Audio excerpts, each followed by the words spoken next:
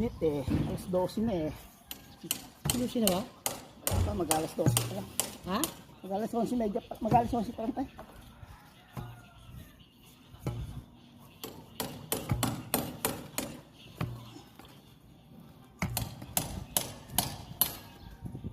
Tigas na.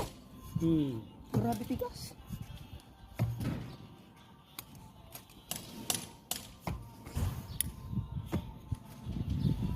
Dami namin hinukay ah. Siyam na poste. Ang sakit na ng kamay natin.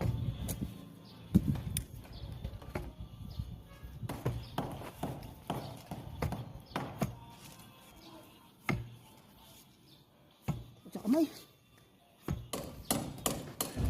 Init.